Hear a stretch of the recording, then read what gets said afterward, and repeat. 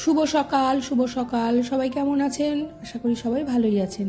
আর আমিও মোটামুটি ভালোই আছি। আর এই জল কাচাকুচি এইসব নিয়ে শুরু করলাম সকালবেলাটা। আর এই সকালবেলার রোদটা গায়ে মাখতে যে কি ভালো লাগে, এই ভালো লাগার কোনো নাম নেই। যাই হোক, এখন সময় হচ্ছে 7:30 বাজেনি এখনও, কিন্তু 7:15 কি 7:30 মাঝখানটায় হবে হয়তো, আবার 10ও হতে পারে। আমি ভালো করে না ঘড়িটা দেখিনি। যাই হোক, টুকু আগের দিন বলে গেছে যে ও একটু বাবার বাড়ি যাবে, কাছাকাছিগুলো একটু তাড়াতাড়ি করবে, আর কাছাকাছিও তাড়াতাড়ি করে। যাই হোক, আমি বললাম ঠিক আছে, তুমি এসো, তোমার জন্য আমি রেডি করে রাখবো সব কিছু। আর ও যেমন কথা তেমন কাজ।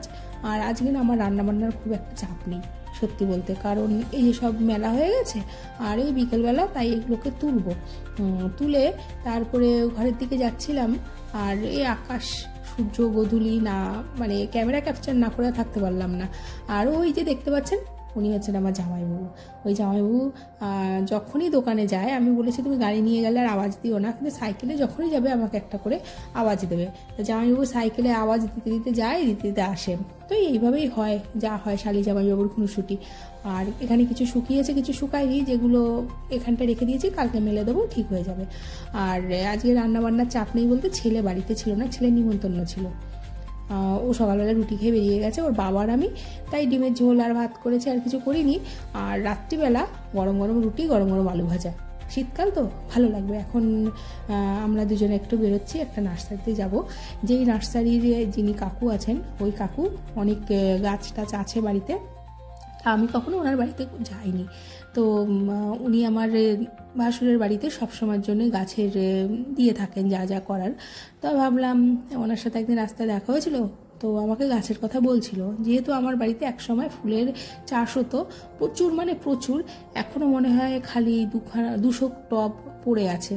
কারণ আমি এখন আর গাছের চাষ করি না বা ফুল গাছে লাগাই না। সে অনেক দুঃখের কথা বা আঘাতের কথা, সে এক সময় হবে ক্ষণে, যা হয় ফুল গাছ থাকলে। এবার সেই দুঃখ একটুখানি সরিয়ে একটু লোভ এসছে, ফল চাষ করব। তা দাদার বাড়িতে দেখেছি, আর এনার বাড়িতে আসতেই দেখলাম যে হ্যাঁ, এখানে আছে কিছু ফুল গাছ। আর ওই যে যেখানে ব্যানারটা ছিল ওইখানটা হচ্ছে প্রচুর সিজনের ফুল গাছ, মানে প্রচুর। আর ওনাদের আমি ডাকতেই ওনারা বললেন পেছনে চলে এসো। ও বাবা, কি এ দেখি বিশাল বড় একটা মাঠই তো বলে নাকি ক্ষেত বলে আমি জানি না। এখানে দেখছি নার্সারি, সব ফলের বাগান, মানে হেন কোনো ফল নেই যে ওনার কাছে নেই, হেন কোনো ফল নেই, সব রকম আছে। তো আমি একটা পেয়ারা গাছ আনতে গেছিলাম, আমাকে পেয়ারা গাছটা দেখে বলছে এখানে ফুল চলে এসছে, তুমি এক্ষুনি নিয়ে যাও, তোমার এক্ষুনি হয়ে যাবে। আমি বললাম এত তাড়াতাড়ি ফুল? বললো হ্যাঁ, এখনই তো ফুল আসার সময়, আর এই গাছটা এরকম হবে ওই রকম হবে, সবটাই বললো। আর খান কয়েক এখানে জবা গাছ আছে, উনি হয়তো কলম টলম করে। যাই হোক, ওনার কাছে নাকি জবার চারা আসে, সে বাইরে থেকে বিদেশ থেকে আসে শুনেছি, এখনও আমি সঠিকটা জানি না। তো প্রথম আসলাম, আর এই কথা বলতে বলতে ওনাদের বাগানে একটা গরু ঢুকে গেছিল। গরু এসে যে কত ক্ষতি করে দিল বলার মতো না। এখন কিছু করার নেই, গরু তো গরুই না, আর ক্ষতি তো হয়েই গেছে। আর উনি জল দিচ্ছিলেন, তো গরুটা আসলে ঠিক করে হাঁটতে পারছিল না, সব কাদা কাদা হয়ে গেছিলো। যাই হোক, কাকিমা সেই দৌড়ে দৌড়ে গিয়ে সেই গরুকে তাড়ায়। গরুকে আর যাওয়ার জিনিস, অত বড় প্রাণী ঢুকে তো গেছে, ঢুকে সেও তো পড়ে গেছে বিপদে আর কি। যাই হোক, এখানে আমি বললাম তাহলে স্ট্রবেরি গাছ আছে, কারণ আমার স্ট্রবেরি গাছ যা ছিল সব একদম গোড়া থেকে নির্মূল হয়ে গেছে, আর কিচ্ছুটি নেই, মানে বাড়ি পুরো ফাঁকা। বললো ঠিক আছে, একটা দিচ্ছি, নিয়ে যাও, তবে এটা এখনও শুরু হয়নি, তুমি যদি 1 সপ্তাহ পরে নাও অনেক বড় হবে। আমি বললাম না, আমি এখনই নেবো। বললো ঠিক আছে, তাহলে তুমি স্ট্রবেরি গাছটা নিয়ে যাও। আর এখানটায় কিছু দোপাটি ছিল, আর ওইদিকে প্রচুর ফল গাছ, মানে ওনাদের এখানে নাকি জাম হয়, 16-17টা জামই নাকি 2 কেজি হয়ে যায়। তারপরে আমাকে বললো যে তুমি কাঁঠাল গাছ নেবে? আমি বললাম না, কাঁঠাল গাছটা আমার ঠিক ভালো লাগে না। বলছে যে তুমি কাঁঠাল গাছ নিয়ে যাও, এটার হাইট এরকম হবে, আর এক একটা কাঁঠাল নাকি 3 থেকে 3.5 কেজি করে হবে। আমি তো শুনেই বললাম বাপরে, এত বড়! আমি কখনো আসলে ফলের গাছ লাগাইনি, তো ভাসুরের বাড়িতে দেখেছি অবশ্যই। বললো তুমি নিয়ে যাও, আমি বলছি। তা ওই কর্নারে দেখুন কাঁঠাল গাছটা, ওর থেকে বড় হবে না, আর ওরকম সাইজ হবে বলছে। তো ভালো। আর কত যে এদের রজনীগন্ধা দেখলাম। তো আমি বললাম যে আমাকে 2টো গোড়া দেবে? বললো আমি সব গাছ তুলে ফেলবো, ঠিক আছে তুমি একটু গোড়া নিয়ে যাও, তারপরে আমি তোমাকে দোকান পর্যন্ত পৌঁছে দেবো, তোমার কিছু করতে হবে না। যাই হোক, গাছ কিছু পছন্দ হয়েছে, আবার হচ্ছে কিছু গাছ পছন্দ হয়ও নি, মানে নেই ওনার কাছে। তো উনি আমায় বললেন যে বৌমা তোমার কিছুই করতে হবে না, তুমি যা যা বলেছো, আমি তো বাজারে সবসময়ের জন্যই যাই, রোজই আমাকে একবার যেতেই হয়, তো আমি গাছ নিয়ে তোমাদের দোকান পর্যন্ত পৌঁছে দেবো, তুমি চিন্তা করো না, তোমার বাড়িতে গাছ সামনের সপ্তাহ ঠিক 8 থেকে 10 দিনের মধ্যে তোমার বাড়িতে গাছ পৌঁছে যাবে। তো ভালো কথা। আর সব সিজনের গাছ, বিভিন্ন রকমের গাছ, অনেক ধরনের গাছ, সে কত রকমের বলার মতো না। আর সব সত্যি বলতে তোলা সম্ভব না, কারণ প্রচুর জল দিচ্ছেন তো উনি, কাদা কাদা হয়ে আছে। আর কিছু গাছ দেখলাম যে কলমের জন্য করছে, সে বিভিন্ন ভ্যারাইটি ওনার কাছে। আসলে আমি এইভাবে কখনো ফলের গাছের নার্সারিতে আসিনি। তো যাই হোক, ওনারা ওনাদের মতন করে আমাকে বুঝিয়ে দিলেন, আর আমি কতটুকু বুঝলাম সে আর আমি জানি না যদিও।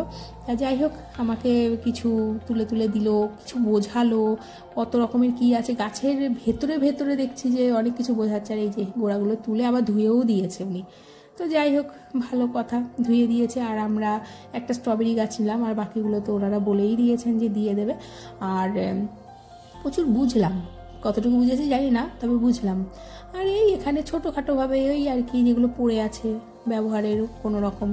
যাই হোক, ভালোই লাগলো ওনার বাড়িতে থাকতে। আর এবার সন্ধে হয়ে যাচ্ছে বলে গ্রামের ভেতর তো একটু তাড়াতাড়ি যেন অন্ধকারটা নেমে আসছে। তা ভাবলাম তাহলে এবার বাড়ির দিকে যাই। যাওয়ার সময় এই জিনিসগুলো নিয়ে এবার হাঁটলাম, একটা টোটো পেয়ে গেছিলাম। এইবার টোটো করে বাড়িতে আসলাম। আর এই যে এই সামনে আমি ব্যানারটা দেখাচ্ছি, এই ব্যানারটার পেছনেই না, মানে ব্যানারটা দিয়ে এদিকে চলে গেলেই ওনার হচ্ছে ফুলের প্রচুর বড় বড় জায়গায় করা আছে, মানে অনেক কিছু। যাই হোক, টোটো পেয়ে গেছিলাম একটা। আর এখানে পুরো অন্ধকার নেমে এসেছিল। মা, আমি তো ভেবেছি মনে হয় রাত হয়ে গেল। বাড়ির দিকে আসার পরে দেখছি না, আমাদের এদিকটায় এখনও অন্ধকার নামেনি, অথচ এইখানটা দেখুন কি অবস্থা। তো যাই হোক, এইভাবে আসলাম। আসার পরে ছেলেকে বললাম, বাবা একটু ফুচকা টুচকা নিয়ে আয়, কিছু খাই। দিয়ে ও আবার নিয়ে আসলো। আর এই যে আমাদের বাড়ির সামনে আমি লাইট দিয়েই গেছিলাম, কিন্তু টুনি আর নেই। যাই হোক, ফুচকা খেতে খেতে এবার ব্লগটা আমি শেষ করছি। কেমন লাগলো জানাবেন। দেখা হচ্ছে নতুন আরেকটি ব্লগে। আশা করি সবাই ভালোই আছেন, ভালো থাকবেন। আর দেখা হচ্ছে আরেকটি নতুন ব্লগে। ভালো লাগলে একটি লাইক এবং শেয়ার, কমেন্ট করবেন। আজকের মতন